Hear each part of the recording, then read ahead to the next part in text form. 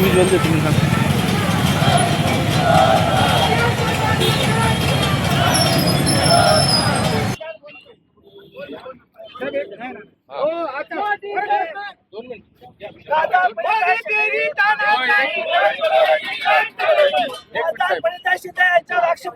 पालकमध्ये जयकुमार गोरांचा करायचं काय?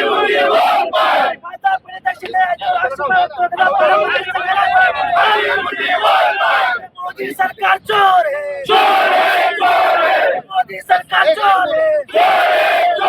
मोदी सरकारचं करायचं काय? मोदी सरकारचं करायचं काय? युवक काँग्रेस महाराष्ट्र युवक काँग्रेस जिंदाबाद, सोलापूर युवक काँग्रेस जिंदाबाद. वनिता शिंदे तुम आगे बढ़ो, हम तुम्हारे साथ हैं, शिवराज दादा बोले तुम आगे बढ़ो, हम तुम्हारे साथ हैं, राहुल गांधी तुम संघर्ष करो, हम तुम्हारे साथ हैं, राहुल गांधी तुम संघर्ष करो. हम तुम्हारे साथ हैं. काँग्रेस पक्षाचा, Yes, sir. काँग्रेस पक्षाचा. Yes, sir.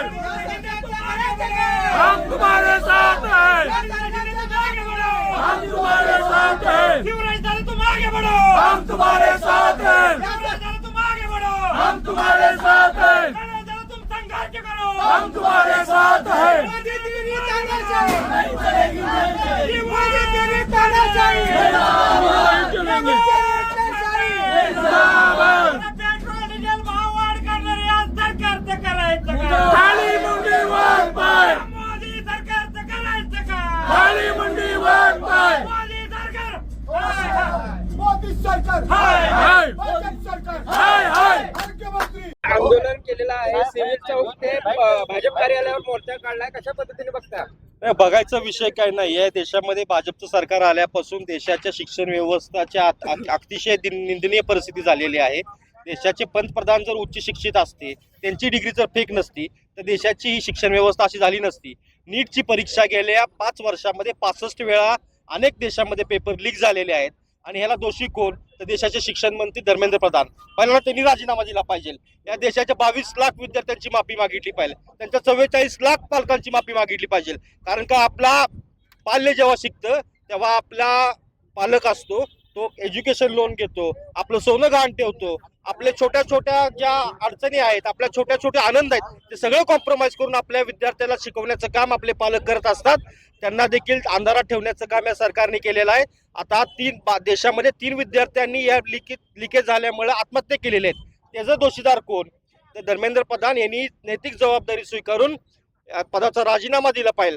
देशाच्या पंतप्रधानांनी ह्यामध्ये हस्तक्षेप केला पाहिजे. फॉरेन टूर करण्यापेक्षा 22 लाख देशाच्या उच्च शिक्षित विद्यार्थ्यांचा जर तुम्ही नोटीस धरत असाल तर त्याचा आम्ही निषेध करतो.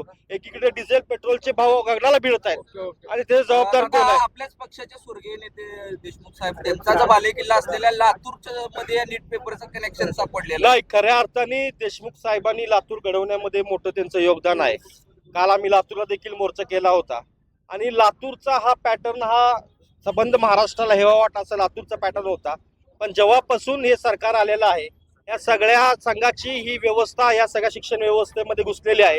युनिव्हर्सिटीज असो किंवा क्लासेस असो, तेव्हापासून बहुजनांच्या मुलांना कुठेतरी वेटीस धरण्याचं काम केलं जात आहे. त्याचा आम्ही निषेध करतो. आणि लातूरला कशा पद्धती बदनाम करता येईल, लातूरमध्ये विद्यार्थी कसे नाही गेले पाहिजेत, लातूरची अर्थव्यवस्था कशी कोलमडेल, याकडे काही लोकांचं हेतुपूर्वक लक्ष आहे असा आम्ही आरोप करतो. बुलडोजर कारवाईची देखील एक मागणी केली जाते. सोशल मीडियावर ट्रेंड सुरू आहे की सरकार काय पण झालं की बुलडोजर कारवाई करणार. नाही, यांच्यावर पण बुलडोजर कारवाई नाही, हे म्हणतात की ट्रिपल इंजिन सरकार आहे.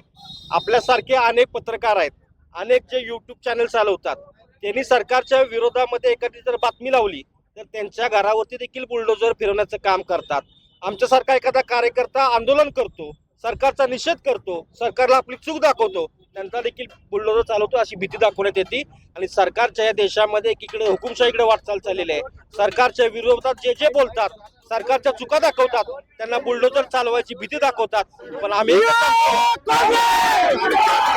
खासदार माननीय प्रणिता शिंदे यांच्या मार्गदर्शनाखाली महाराष्ट्राच्या प्रदेशचे आमचे युवकचे अध्यक्ष शिवराजदादा मोरे, पश्चिम महाराष्ट्राचे प्रभारी प्रथमेश आमनावे यांच्या नेतृत्वाखाली आज सोलापूर शहर युवक काँग्रेसच्या वतीने आज देशभरामध्ये पेट्रोल डिझेलचे दरवाढ झालेले आहेत. आपल्याला माहित असेल 22 लाख विद्यार्थ्यांना अंधारात ठेवून या नीट परीक्षेचे पेपर फुटलेले आहेत आणि आपल्याला माहित असेल सोलापूरच्या खासदार पंडितराव शिंदे यांच्यावर वारंवार हे पालकमंत्री जयकुमार गोरे आक्षेपार्ह वक्तव्य करतात.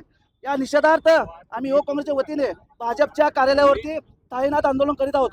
तुम्ही नीटच्या घोषणा दिलेल्या आहेत, नीट बद्दल सांगा सर. आपल्याला माहित असेल आमच्या लोकसभेचे विरोधी पक्षनेते माननीय राहुलजी गांधी यांनी सांगितलं होतं की 89 वेळा हे परीक्षा पेपर लीक झाले आहेत आणि फक्त 49 वेळा हे पेपर घेण्यात आले आहेत. हे नीट पेपरचा आपल्याला माहिती आहे सोलापूर जिल्ह्यामध्ये इतका मटका धंदा चालू आहे, मटक्याचा आकडा फुटू शकत नाही, परंतु पेपर लीक होत आहेत. हे कुठेतरी भयंकर होत चाललंय. कुठेतरी युवकांना विद्यार्थ्यांना अंधारात ठेवून कुठेतरी हा देश गोंधळण्याचा परिस्थिती आहे. त्यामुळे आम्ही नरेंद्र मोदीचा आणि भाजपचा निषेध करण्यासाठी भाजप कार्यालयावर जात आहोत. लाईक करा, कमेंट करा आणि हो सबस्क्राईब करायला विसरू नका.